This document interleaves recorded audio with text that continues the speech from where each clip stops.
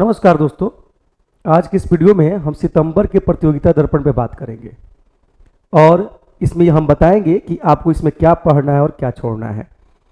और आपको मैं पहले की भी वीडियो में हमने बताया है कि भाई इस वीडियो में आप देखेंगे तो फॉन्ट आपको दिखाई नहीं देगा।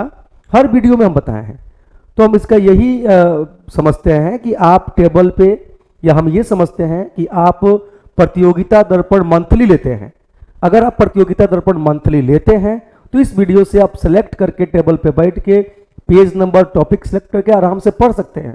इसी उद्देश्य से ये वीडियो बनाया जाता है, यानी कि ये वीडियो उन्हीं को ज़्यादा फायदा पहुंचाने वाला है जो रेगुलर मंथली प्रतियोगिता दर्पण मार्केट से खरीदते हैं, पत्रिका खरीदते हैं और उसके बाद इस वीडियो के हिसाब से सिलेक्टिव करके पढ़ते हैं। क्योंकि आपको पता है कि करंट अफेयर्स में 90% से एबव चीज़ें पत्रिकाओं में पढ़ने की नहीं होती, छोड़ने के लिए होता है, और 10 ही प्रतिशत चीज़ें पढ़ने के लिए होता है। तो इस लिहाज से हम आपके समय को सेव कर देते हैं, इस लिहाज से आपका करंट अफेयर्स पे सिलेक्टिव अध्ययन हो जाता है, इससे काफ़ी टाइम बचता है। नहीं, आगे हम देखते हैं पेज बाई पेज। जो मैंने हर प्रतियोगिता दर्पण में किया है वही काम इस प्रतियोगिता दर्पण में भी करेंगे, है ना। पहला जो टॉपिक है, लेख है स्वाधीनता का मूल्य समझिए, पेज नंबर 9 में है। इस लेख को पढ़िएगा, इसमें से कुछ इंफॉर्मेशन ऐसे निकल के सामने आएंगे जो आपके एग्जाम के लिए काम आ सकते हैं, ठीक है। उसके बाद पेज नंबर 12 को देखिएगा। पेज नंबर 12 में आप देख सकते हैं द्रौपदी मुर्मू देश की नई राष्ट्रपति, सर्वोच्च संवैधानिक पद आसीन होने वाली दूसरी महिला इस पद पे आसीन होने वाली, राष्ट्रपति के पद पे। तो देखिएगा कि इस टॉपिक को पढ़िएगा, इसमें कई महत्वपूर्ण इंफॉर्मेशन आपको मिलेंगे जो एग्जाम के लिए महत्वपूर्ण हो सकता है। और पिछली बार भी अगस्त के भी प्रतियोगिता दर्पण के दौरान हम आपको बता दिए थे कि जब भी द्रौपदी मुर्मू का मामला हो तो ये कौन सा कौमी राष्ट्रपति हैं, कौमा चुनाव है, इनको इस चुनाव में कितना प्रतिशत वोट मिला, राष्ट्रपति का शपथ इन्होंने किस डेट पे लिया, राष्ट्रपति का शपथ लेने से पहले वो किस राज्य की राज्यपाल थी, और उनके कुछ व्यक्तिगत इंफॉर्मेशन, है ना, ये किस जनजाति से संबंधित थी। ये तमाम इंफॉर्मेशन आपको जुटा के एग्जाम देने जाना चाहिए। जब आप पढ़ेंगे तो ये तमाम इंफॉर्मेशन आपको इसमें दिखाई देंगे। 13 नंबर तक, 12 भी 13 नंबर तक वो सारा इंफॉर्मेशन शामिल है। आप जब 14 नंबर पेज में आएंगे तो अब देखिए क्या दिया है, राज्यसभा हेतु 4 नए सदस्यों का मनोनयन। अब राज्यसभा में राष्ट्रपति 12 सदस्यों का समय समय पर मनोनयन करते हैं, जितनी सीटें खाली होती है उसके हिसाब से। इस बार जो मनोनयन हुआ है वो पीटी उषा का हुआ है, वी विजयेंद्र प्रसाद गारू का हुआ है, इलैया राजा का हुआ है और धर्मगुरु वीरेंद्र हेगड़े का हुआ है।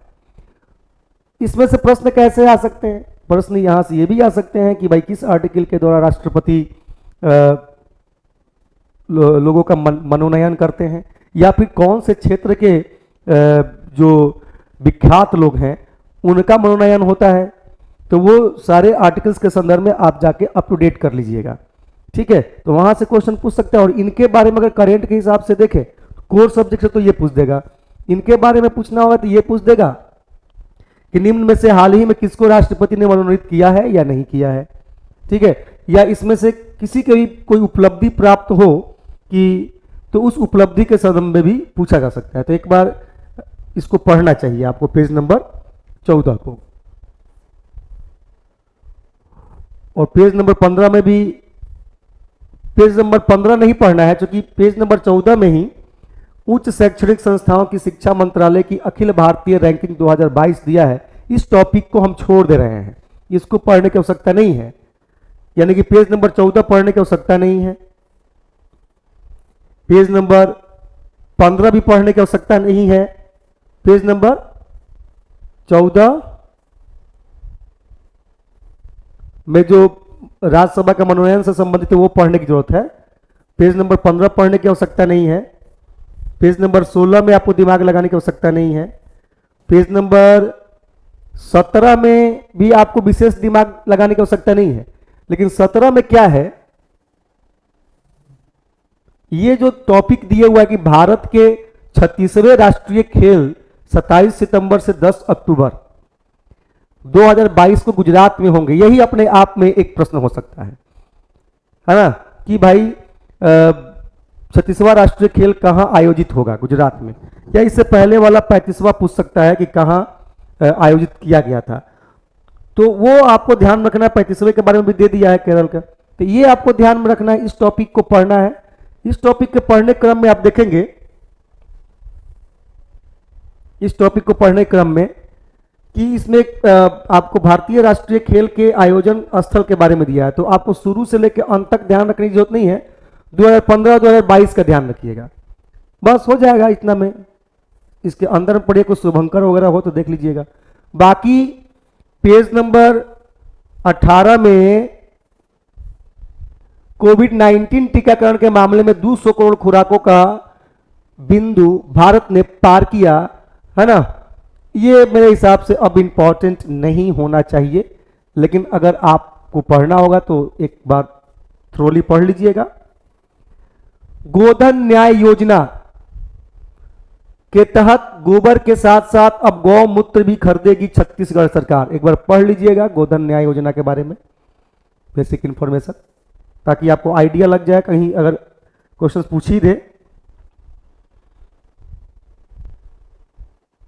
और इसमें आपको बाकी पढ़ने की आवश्यकता नहीं है। पेज नंबर 18 में जो गोधन न्याय योजना वाली बात पढ़ लीजिएगा, बाकी छोड़ दीजिएगा।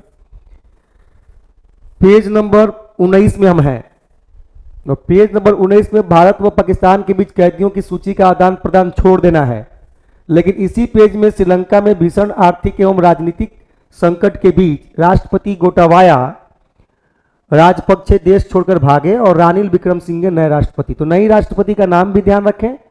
और दूसरी बात कि जो गोटाबाया है वो पहली बार किस देश में भागे और देश में भागने का क्रम उनका क्या है, इससे आप एक बार जानकारी ले लीजिएगा। इस तरह की भी प्रश्न पब्लिक सर्विस कमीशन में पूछा हुआ है, ठीक है। और इस तरह की भी घटनाएं कई बार विश्व में घटित होती रही हैं, तो उस लिहाज से एक बार इस इंफॉर्मेशन को रखने की आवश्यकता है या पढ़ने की आवश्यकता है।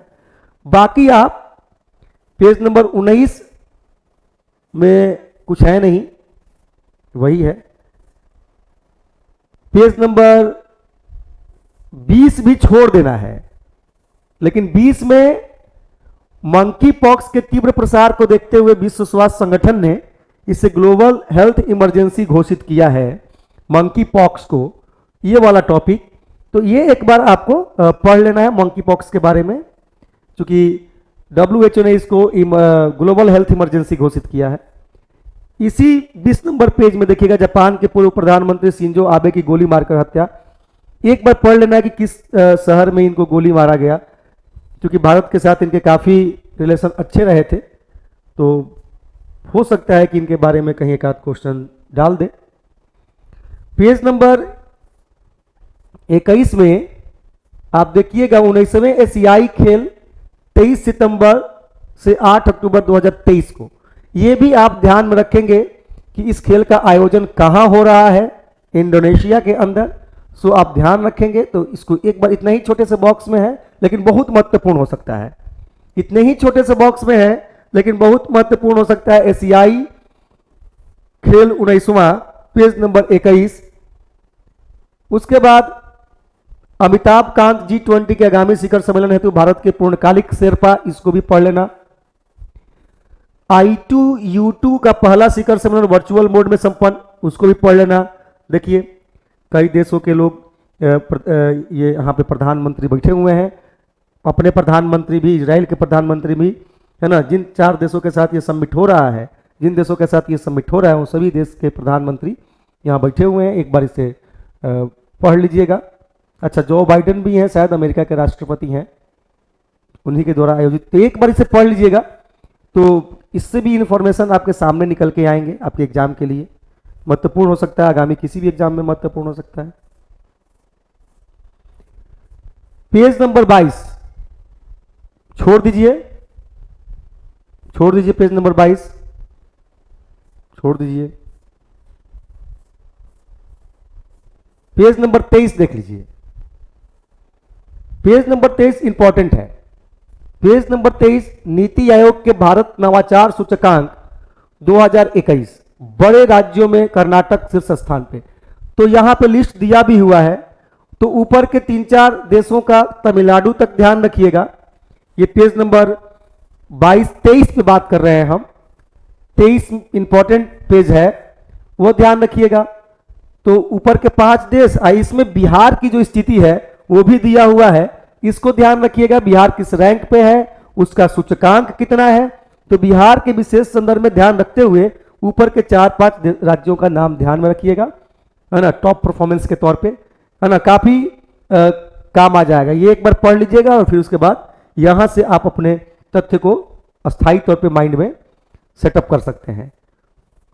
पेज नंबर 23 के बाद पेज नंबर 24 में देखेंगे कि खाद्य सुरक्षा अधिनियम के मामले में राज्यों के प्रदर्शन का सूचकांक के आधार पर मूल्यांकन दिया गया। इसमें भी इसको भी पढ़ने की आवश्यकता है। उसके आधार पर राज्यों के कुछ परफॉर्मेंस हैं, उसको आप देख लेंगे। ऊपर के 3-4 राज्यों के बारे में, जैसे उड़ीसा, उत्तर प्रदेश, आंध्र प्रदेश, गुजरात, ठीक है।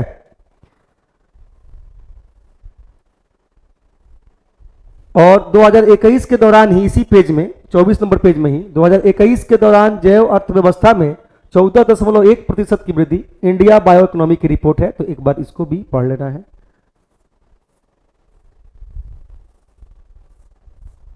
25 नंबर पेज में आपको क्या पढ़ना है, क्या छोड़ना है।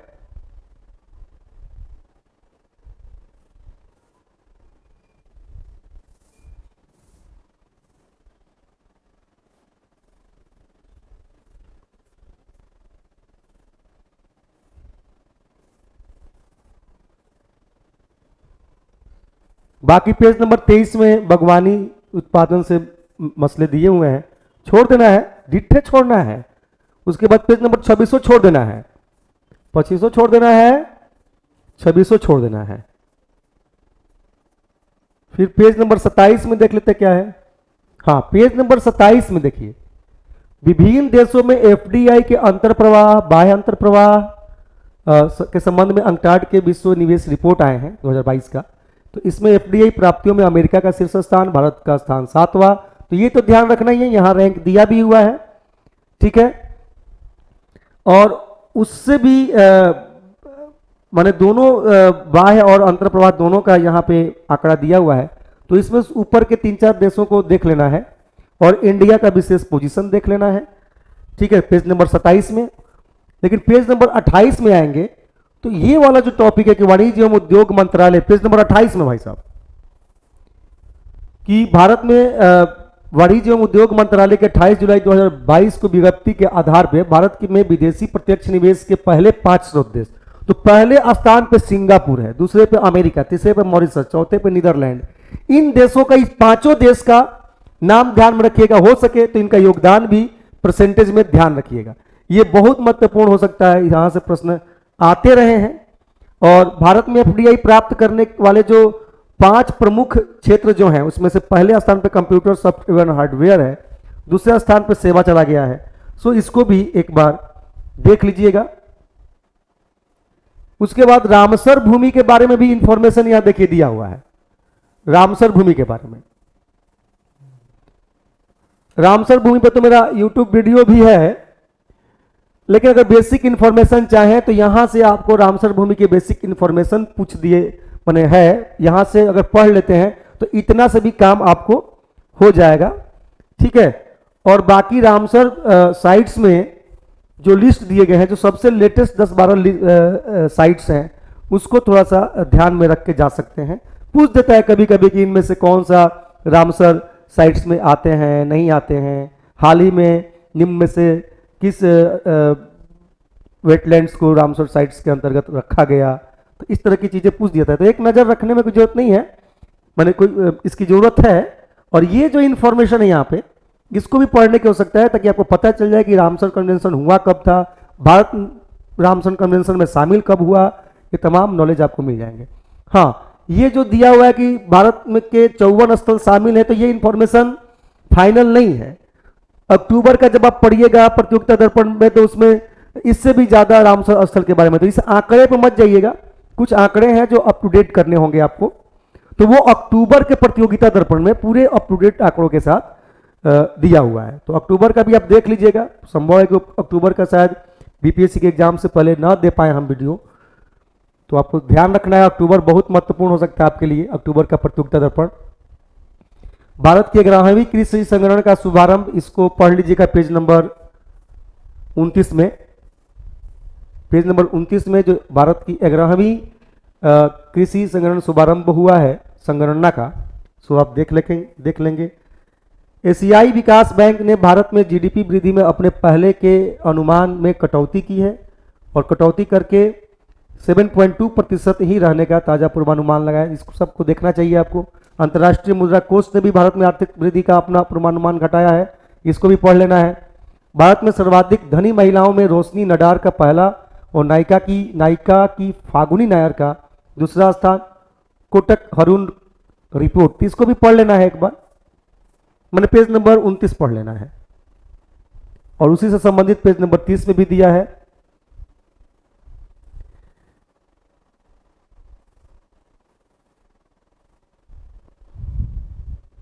पेज नंबर 30 को देखें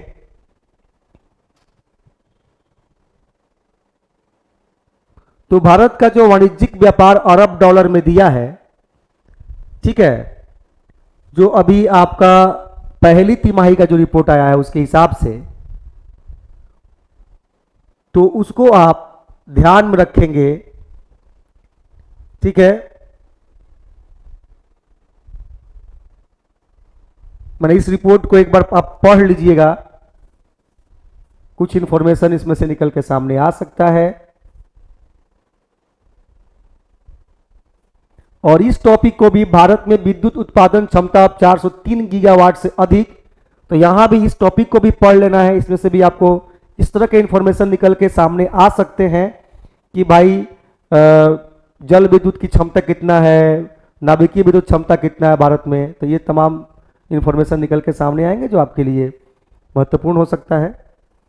और देखिए ना, ग्राफ में भी दिया है पेज नंबर, अगर आप 31 में देखेंगे तो पूरा ग्राफ भाई दे दिया है कि कोयला, जीवाश्म ईंधन की क्षमता क्या है, फिर जल विद्युत की क्षमता कितना है, तो ये एक बार देख लेना है। अब इसके अंदर के इंफॉर्मेशन, अब लिग्नाइट गैस तेल नहीं देखना है, सीधे जीवाश्म ईंधन का इंफॉर्मेशन देखना है, टोटल कितना है, जल विद्युत का टोटल कितना है, नाभिकीय का टोटल कितना है, इस तरीके से देख लेना है। बाकी इस पेज में 31 नंबर में कुछ नहीं है। पेज नंबर अगर आप 32 देखें, 32 नंबर पेज देख लेते हैं।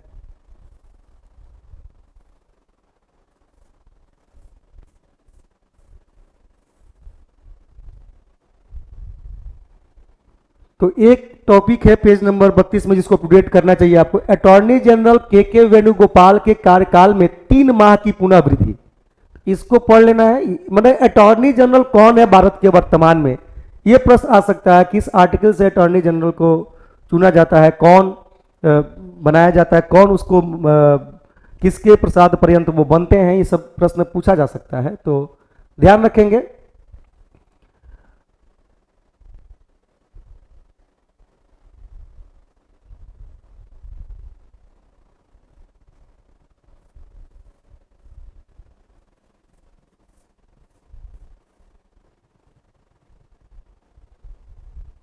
और ये बॉक्स में जो देख रहे हैं इंद्रमित गिल का फोटो दिया हुआ है। इंद्रमित गिल विश्व बैंक के प्रधान अर्थशास्त्री नियुक्त हुए हैं, ये भी पढ़ लेना है।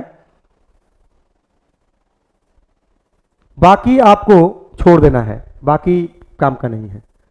पेज नंबर 32 में 2 ही टॉपिक था, अटॉर्नी जनरल वाला और फिर ये इंद्रमित गिल वाला। पेज नंबर 33 जो है,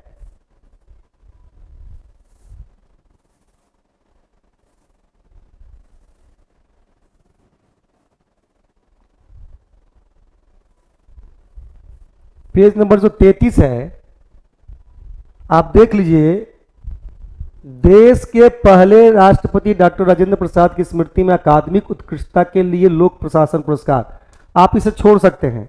लेकिन 68वें राष्ट्रीय फिल्म पुरस्कारों में दक्षिण भारतीय फिल्मों का दबदबा, तो ये जो 68वें राष्ट्रीय फिल्म पुरस्कार में जो सर्वश्रेष्ठ अभिनेता हैं वो अजय देवगन है और सूर्या है, मुंह दिया हुआ है फोटो में, ये ध्यान रखना है। और अपर्णा याल मुरली सर्वश्रेष्ठ अभिनेत्री के तौर पे इनको पुरस्कृत किया गया है, तो ध्यान रखिएगा। सर्वश्रेष्ठ फीचर फिल्म सुररई पोटू तमिल मूवी है, इसको भी आप ध्यान रख सकते हैं। बाकी आप छोड़ सकते हैं भाई, डिट्ठे छोड़ सकते हैं, कोई दिक्कत नहीं है। ये मुहवा वाला आदमी को ध्यान में रखिएगा, अजय देवगन को और सूर्या को। और 68वां राष्ट्रीय फिल्म पुरस्कार, इससे संबंधित करंट में क्वेश्चंस आए हुए हैं।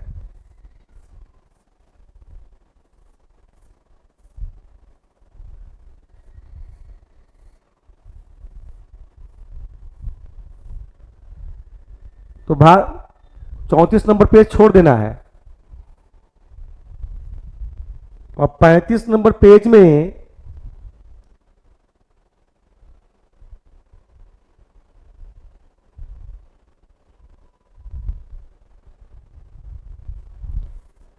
चौंतीस number page, sorry 35 number page में, 34 को तो छोड़ ही देना था। 35 नंबर पेज में जो पुस्तकों का लिस्ट दिया हुआ है, the girl in room Chetan Bhagat का, the voice from Biloxi a legal thriller, Sanjeev Kumar the actor we all loved, a country called childhood, leadership, 6 studies in world strategy, इसको थोड़ा सा आप देख लेना एक नजर। ऑपरेशन में सी गार्जीवन 2, ध्यान रखना इसको करने की आवश्यकता नहीं है, आप उसी ऑपरेशन को ध्यान रखिए जिसमें भारत शामिल होता है। ऐसे ऑपरेशंस पे आपको दिमाग लगाने की आवश्यकता नहीं है जिसमें भारत शामिल नहीं है, बिना मतलब का समय का लॉस है आपका, वहां से करंट में कोई क्वेश्चंस नहीं आएंगे, ठीक है। तो गार्जीवन सी गार्जीवन 2 ऑपरेशन में ये चीन और पाकिस्तान की नौसेनाओं द्वारा ये संघाई के निकट एक सैन्य बंदरगाह में ये प्रैक्टिस किया गया है, और इसमें भारत का कहीं कोई नाम नहीं आ रहा है, तो ये हमारे काम का नहीं है, छोड़ देना है, ठीक है, छोड़ देना है।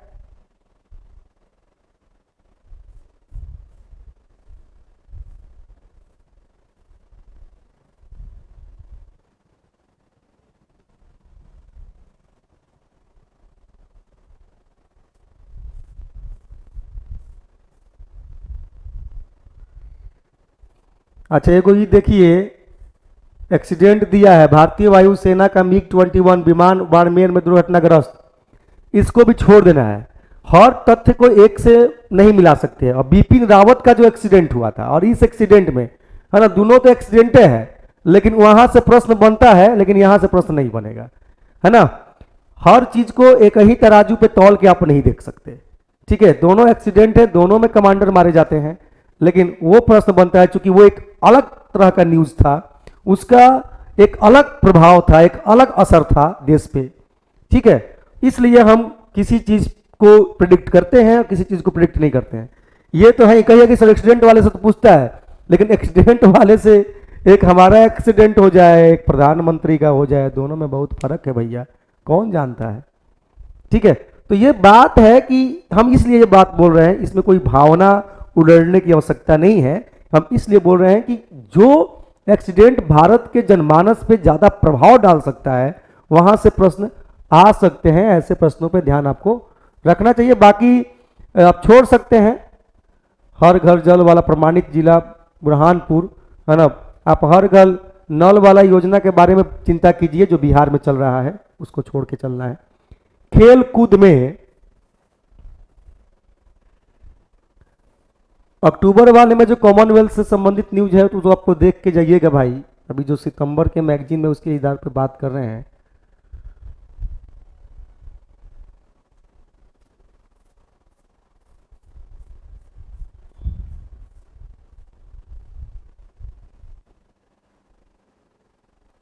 आगामी 19वीं विश्व एथलेटिक्स चैंपियनशिप का आयोजन 19 से 27 अगस्त 2023 को हंगरी में बुडापेस्ट में होगा। ये इंफॉर्मेशन ध्यान में रख के जाइएगा, ठीक है। और वर्तमान में जो 2022 में हुआ है, ठीक है, ये भी आप ध्यान में रखिएगा। अब कितना पदक लोग जीता है नहीं जीता है वो आपको विशेष ध्यान रखने की आवश्यकता नहीं है। पेज नंबर 36 की मैं ये बात बता रहा था स्पोर्ट्स में, ठीक है। पेज नंबर 27 में देखना पड़ेगा, पेज नंबर 37 में, पेज नंबर 37, नीरज चोपड़ा का विश्व एथलेटिक्स चैंपियनशिप 2022 में रजत पदक, विश्व एथलेटिक्स में पदक जीतने वाले पहले भारतीय पुरुष हैं, इसलिए नीरज चोपड़ा का इस खेल के संदर्भ में इंफॉर्मेशन रखना आपको जरूरी है। अब आ जाइए मलेशियाई ओपन, ये तभी पूछेगा जब भारत के कोई खिलाड़ी ने कुछ इसमें परफॉर्मेंस किया हुआ, अन्यथा हम हर चीज को प्रिडिक्ट करने की जरूरत नहीं है। हाँ, सिंगापुर ओपन बैडमिंटन 2022, भारत की पीवी सिंधु का एकल खिताब, ये जरूर पढ़ के जाइएगा। पीवी सिंधु वाला जो पेज नंबर 37 में दिया हुआ है मैटर, उसको पढ़ के जाना है, ठीक है, बाकी आपको छोड़ देना है। 38 नंबर पेज,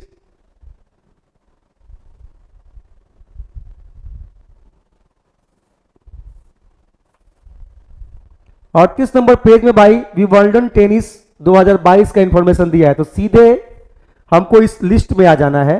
पुरुष एकल के विजेता हैं विंबलडन 2022 के नोवाक जोकोविच, सर्बिया के हैं। तो किसको हरा के जीता है, कभी कभी ऐसा भी पूछ सकते हैं, अक्सर एकल ही पूछा जाता है, मेल या फीमेल, लेकिन वर्तमान संदर्भ में देखेंगे तो फीमेल अगर 60% पूछा जाता है तो 40% मसला बनता है कि एकल सिंगल पुरुष का भी पूछ सकता है। इसलिए पुरुष एकल में नोवाक जोकोविच खुद सर्बिया के हैं और किस देश के खिलाड़ी को हराया है, तो ऑस्ट्रिया के। महिला एकल की विजेता एलेना रिदाकीना है कजाकिस्तान की, और हराई है ओन्स जयोर की ट्यूनिशिया के। तो ये ध्यान रखना है। बाकी में हम ध्यान तभी रखते हैं जब उसमें कोई इंडिया की खिलाड़ी हो, तो ऐसा कुछ हमको दिखाई नहीं देता है। तो पुरुष एकल और महिला एकल आप ध्यान में रख के जाएं। युगल, महिला युगल, मिश्रित युगल, उसमें कोई भी इंडिया का कोई खिलाड़ी होता तो हम कहते हैं कि ये वाला ध्यान रख के जाइएगा। बाकी प्रेडिक्शन हम आपको कर रहे हैं, बाकी 3 छोड़ देने, ऊपर के 2 कवर कर लेना है। अलग से प्रश्न आता है तो फिर ये बिल्कुल ट्रेंड से अलग हो जाता है, ठीक है। 38 के बाद 39 नंबर पेज, अच्छा दिया है राष्ट्रमंडल खेल के बारे में, क्या नहीं दिया है, कि कब खेल होगा, ये सब दिया है। पेज नंबर 39 छोड़ देना है, पेज नंबर 40 भी छोड़ देना है, पेज नंबर 41 छोड़ देना है, 42 छोड़ देना है, 43 छोड़ देना है।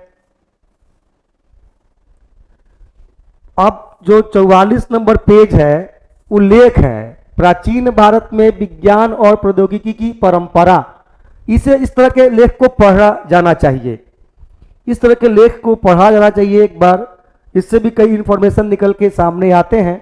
ये करेंट अफेयर्स के लिए तो नहीं है, लेकिन आपके नॉलेज के लिए बढ़िया लेख है, जो आपके ट्रेडिशनल नॉलेज में बढ़ावा दे सकता है और आपको अप्लाई कैसे करना अपनी स्टडी को किसी विषय के साथ, इस तरह का नॉलेज यहाँ से मिल सकता है। हालांकि ये तभी ये ज़्यादा नॉलेज आपको दे पाते हैं जब आपको खुद कोर विषय पे अच्छा खासा कमांड हो, हिस्ट्री, ज्योग्राफी, पॉलिटी, इकोनॉमिक्स पे, तो ये सब लेख पढ़ने का मजा फिर अलग है, ठीक है। लेकिन पढ़ा जाना चाहिए। 44 number page, 45 number page, 46 number page, यानी कि इतने पेज में फिर आपको 47 नंबर पेज तक वो लेख है। समय मिलेगा तो जरूर पढ़ लीजिएगा, ठीक है। वैसे करेंट के लिए पढ़ने की जरूरत नहीं है। दिव्य दर्पण दिया है, छोड़ देना है। दिव्य दर्पण वाला टॉपिक जब छोड़ते चले जाएंगे,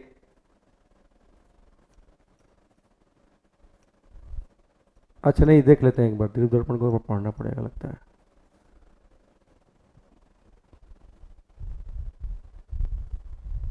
दिव्य दर्पण थोड़ा पीडी ने बहुत अच्छा काम एक लेके आया है, बहुत अच्छा काम कर रहा है ये, इस एक नए तरह की चीज लेकर आए हैं ये।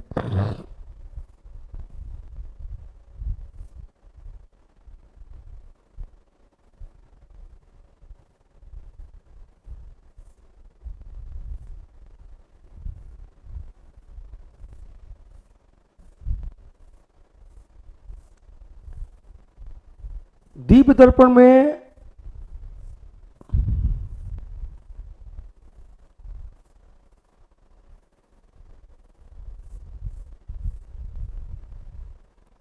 ये सब जो टॉपिक दिए हुआ है, श्रीलंका संकट की मौजूदा स्थिति, अच्छा ये तो मेंस पॉइंट ऑफ व्यू से दिया है। दिव्य दर्पण पढ़ेंगे तो ठीक ही रहेगा एक तरह से मेंस के लिए, लेकिन अभी करेंट के लिए मिस छोड़ देना है, छोड़ ही देना है। लेकिन इसमें कुछ देखिएगा पीटी टाइप क्वेश्चंस भी दिए हुए हैं।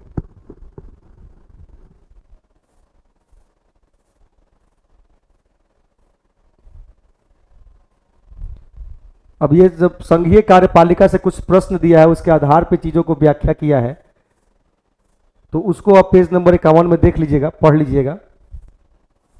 पेज नंबर 52 को भी आप देख लीजिएगा, पेज नंबर 53 को भी देख लेना है। क्वेश्चंस दे दिए हैं और उसके पैटर्न पे आपको मसले को व्याख्या करने का प्रयास किया गया है, पढ़िएगा।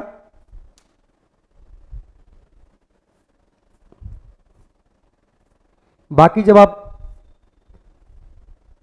वहां से निकलने के बाद दिव्य दर्शन से, क्या है टॉपिक, वैसे करंट तो आप पढ़ ही लिए हैं, छोड़ भी सकते हैं, लेकिन बहुत समय लग जाएगा इसमें, आपको बहुत सुलझा के नहीं दिया, फुर्सत में पढ़ने की चीज़ है। दिव्य दर्पण को आप छोड़ के ही चलिए, ठीक है। बाकी ऐसा नहीं है कि उस टॉपिक को आप पढ़े नहीं हैं, कई बार तो राष्ट्रपति प्रेडिक्ट करते ही हैं हम आपको।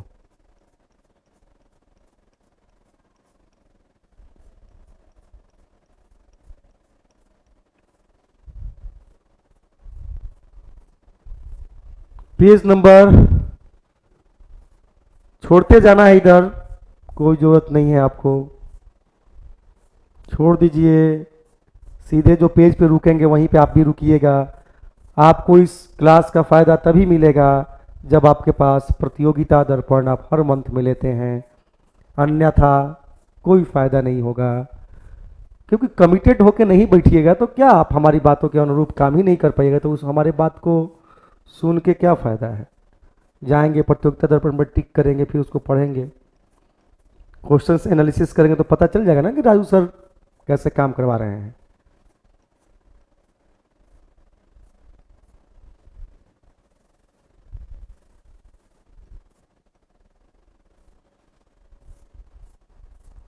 इधर सब छोड़ने वाला टॉपिक सब है। हाँ, अब देखिए आप पेज नंबर 79 में डायरेक्ट आके आपको रुकना है। जानते हैं कहां? जब ये जो आप देख रहे हैं स्मरणीय तथ्य, ये वही करंट अफेयर्स के यहां पे टॉपिक रिवाइज किए जाते हैं जो इसमें पहले आप कर चुके हैं। तो एक बार यहां पे ओवरऑल आप समरी देख लेंगे तो आपका वो पूरा करंट रिवाइज होगा। 79 कवर कर लेना है, 79 को पढ़ लेना है, पेज नंबर 80 को पढ़ लेना है, ठीक है। उसके बाद फिर छोड़ देना है। ये टॉपिक आप मेंस में पढ़िएगा ये सब। फिर उसके बाद कहां रुकना है, और जहां रुकना होगा हम आपको बता देंगे। वर्तमान में चर्चित विभिन्न अवधारणाएं, सीधे पेज नंबर 85 में आके विचार करना है, और पेज नंबर 85 के मैटर को एक बार सरसरी निगाह से पढ़ लेना है, ठीक है।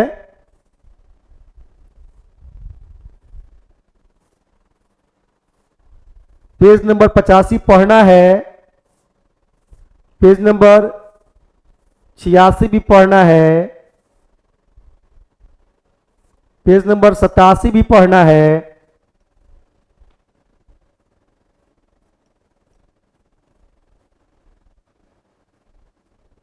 क्योंकि ये करेंट में ये सुर्खियों में रहते हैं और सुर्खियों में रहने वाली चीजों से प्रश्न पूछा जा सकता है।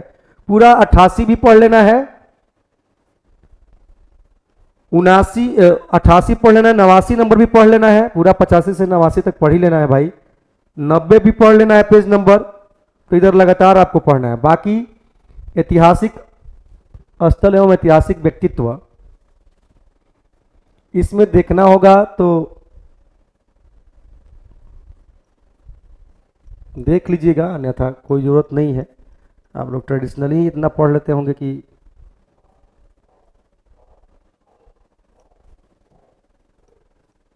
देखिए, दैमाबाद,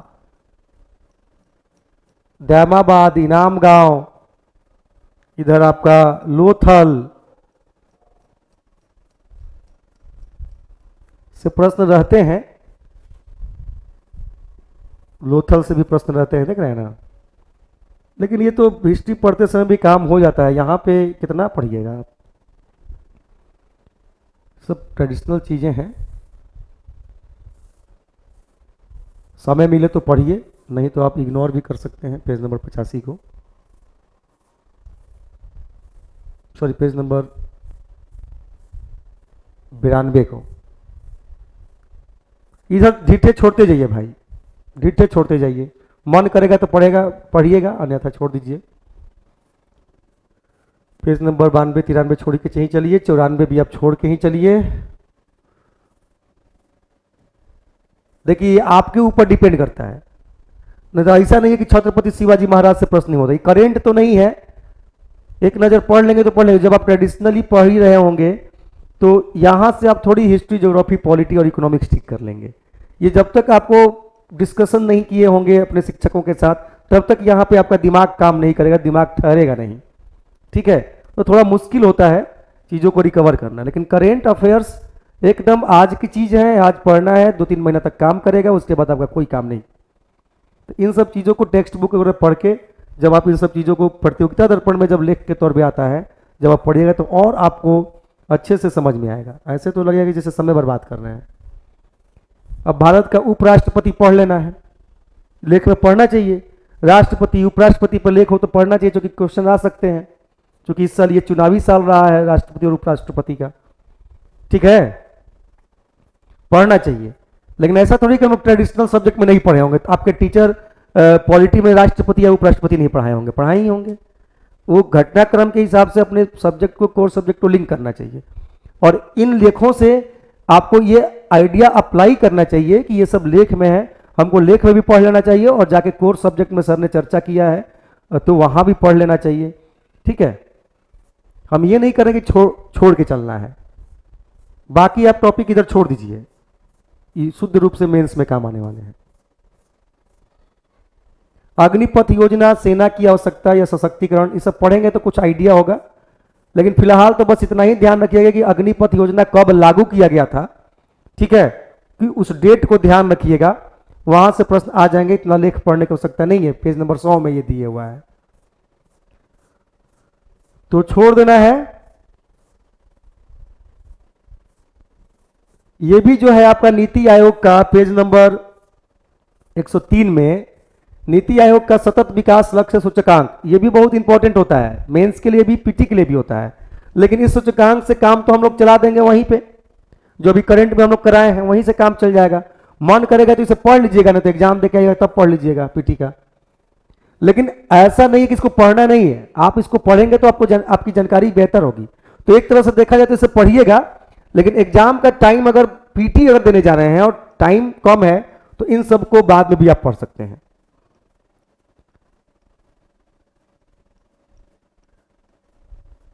इधर छोड़ते जाना है, जहां भी कुछ करने वाला काम होगा हम रुक जा रहे हैं वहां पे, इसलिए जहां छोड़ना है हम सीधे स्लाइड करते जा रहे हैं।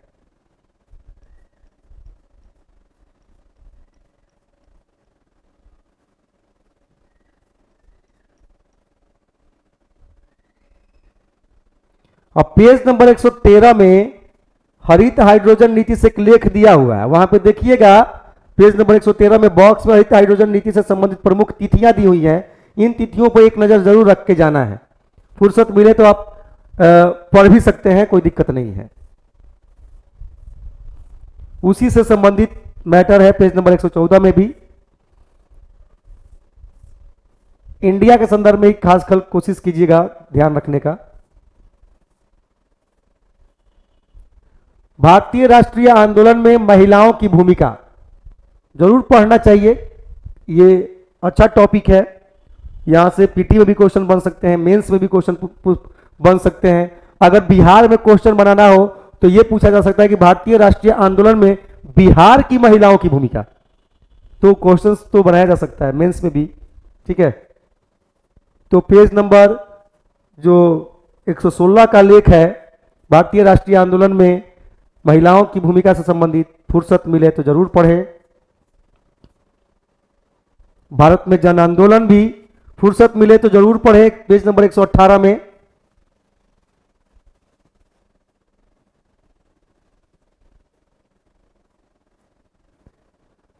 अस्मरणीय ये सार संग्रह दिया हुआ है। आप जानते हैं सार संग्रह जब आता है तो मैं क्या कहता हूं कि हिस्ट्री और ज्योग्राफी और पॉलिटी सार संग्रह से ठीक नहीं किया जाता, लेकिन अगर आपको रिवाइज के लिए, कुछ तथ्यों के रिवाइज के लिए देखना है तो देख सकते हैं।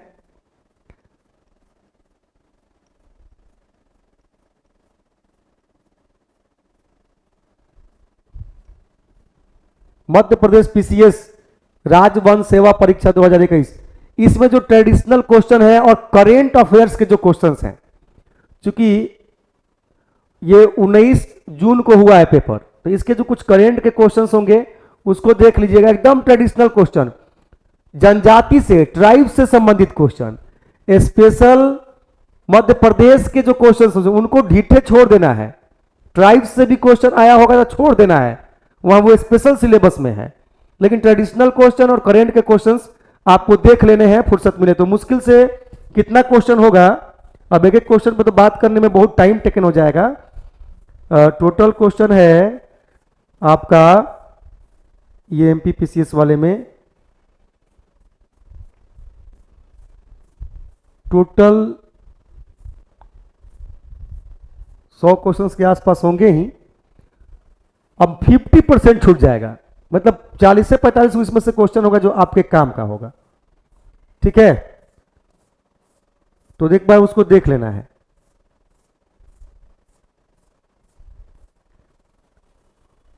फिर उत्तर प्रदेश लोक सेवा आयोग भी जून में हुआ है और ये प्रश्न पत्र है द्वितीय, इसको छोड़ देना है। ये जो पेज नंबर है 131 छोड़ देना है, 131 पेज का जो भी मैटर है।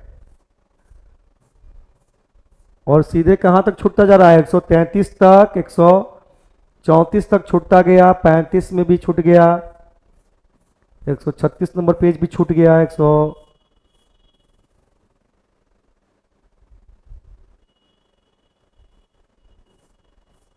Page number 137।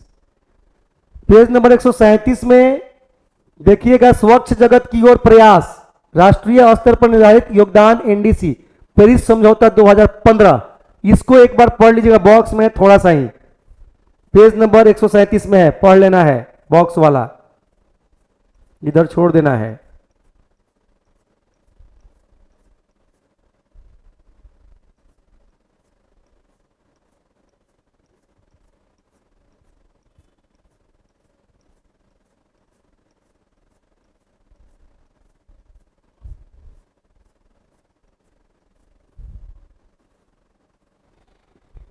ये जो आप देखते हैं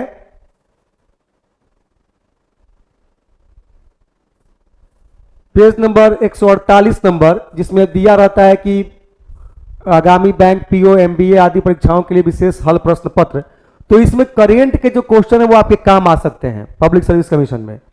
तो इनके करेंट के क्वेश्चंस को आप देख लीजिएगा, करेंट से ही संबंधित क्वेश्चन है, यानी पेज नंबर 148 में देख लेना है प्रश्नों को, कौन कौन सा प्रश्न है, ठीक है। उसी प्रकार समसामयिक वस्तुनिष्ठ प्रश्न है, इसको भी आपको देख के जाना है पेज नंबर 149 में। पेज नंबर 149 में जो करेंट से क्वेश्चन है, समसामयिक वस्तुनिष्ठ प्रश्न लिखा हुआ, और ये देख रहे हैं सारे प्रश्न बहुत स्टैंडर्ड प्रश्न है। एक बार पढ़ना है, एक बार पढ़ना क्या है, सब पे बढ़िया रिवाइज हो जाता है आपका, जितने भी आपने प्रतियोगिता दर्पण में करंट पढ़ा है उसका ओवरऑल एक रिवाइज भी हो जाता है इस माध्यम से। तो अच्छा है, पेज नंबर 149 में है और पेज नंबर 150 में भी उसके मैटर है, तो ये दोनों पेज इंपॉर्टेंट हो जाता है।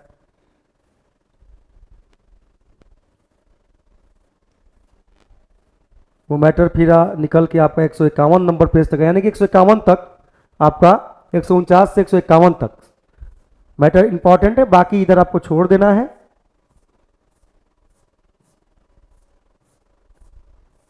जहां भी हमको कुछ महत्वपूर्ण दिख रहा है मैं वहां पे रुक के आपको इशारा कर दे रहा हूं कि पढ़ना है कि नहीं पढ़ना है।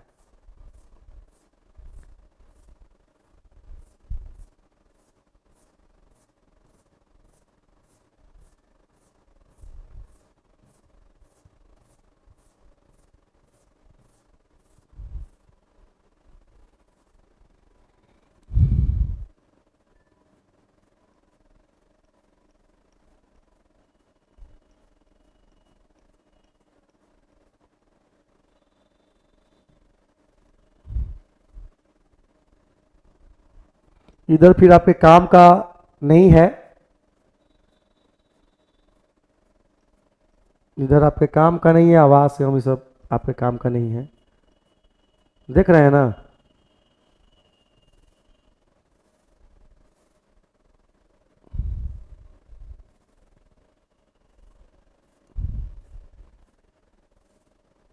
क्या आप जानते हैं, वो आपके हिसाब से पढ़ लेना है इसको, करेंट अफेयर्स के पॉइंट ऑफ व्यू से पढ़ने की जरूरत नहीं है। तो ये आपका रहा प्रतियोगिता दर्पण सितंबर का वो टॉपिक जिसको क्या पढ़ना है और क्या छोड़ना है से संबंधित।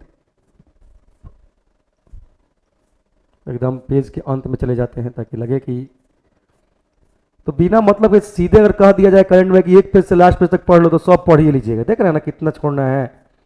और इस बच्चे को जब तक अप्रोच नहीं दीजिएगा, नया विद्यार्थी पढ़ेगा कितना पढ़ेगा। बाकी तो अगर रेगुलर मैगजीन पढ़ते आ रहे हैं तो उसी का रिवाइज दिया हुआ है लास्ट में। इधर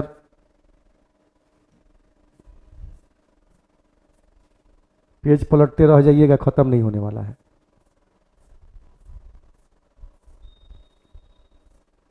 ये जो देख रहे हैं, जो स्लाइड हो रहा है, ये पूरा प्रतियोगिता दर्पण हम आपको जनवरी से दे रहे हैं, सब में ये सारी चीजें होंगी। तो ये लास्ट में एक तरह से समरी दे दिया है, मेरे पास प्रतियोगिता दर्पण है भी ये वाला, तो लास्ट में समरी दे दिया है, ठीक है। तो उसी का ये रिवाइज आपका हो जाएगा, ठीक है। तो विशेष चिंता का विषय नहीं है। तो इसमें जो रिवाइज सेक्शन दिया हुआ है आप चाहे तो पढ़ सकते हैं, ठीक है। मिलते हैं हम लोग नेक्स्ट फिर प्रतियोगिता दर्पण के साथ। ये प्रतियोगिता दर्पण यहीं पे कंप्लीट होता है, क्योंकि आगे आपके काम की चीजें हैं जो रिवाइज के लिए हैं, आप चाहें तो कर सकते हैं। बाकी सितंबर के प्रतियोगिता दर्पण में क्या पढ़ना है और क्या छोड़ना है बता दिया है, ठीक है। आपके पास मूल पत्रिका होनी चाहिए, ठीक है, आपके टेबल पे, तो आपको बहुत पढ़ने में मजा आएगा, ठीक है। थैंक यू, प्रणाम।